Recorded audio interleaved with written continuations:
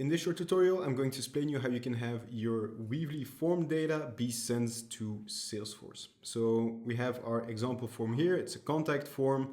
If you head on over to integrations, you'll see the Salesforce card here. You can click add. And if you haven't connected your Weavely account to your Salesforce account, you'll be greeted with this screen. So let's go ahead and press connect. Let's enter our username and our password, of course. And then once you're connected, that's essentially it from the Weavely's point of view. Okay, so now we're ready to create our Salesforce integration. So I can select the account that I want. There's only one for the moment. And then I can select which object that I want to create or that I want to update based on the data that comes in from the form.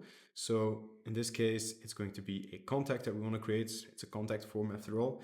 And then you can select which form fields map onto which part of your object. So in Salesforce, you at least need a first name and a last name, and I believe an email address to create a contact. So that's what we're going to do. So first name maps onto the first name field of our object. And then we do the same for last name. And we're going to do the same for our email.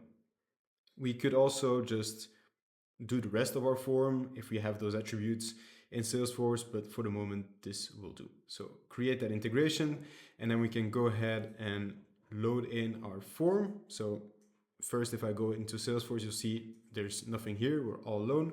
I can load in my form just to give it some sample data. So I'll type in my name and my email address right here. If I can get the typing correctly, press submit, and automatically, if I hit refresh, that data comes into Salesforce as you would expect. So that's how you get data from your Weavely form into Salesforce.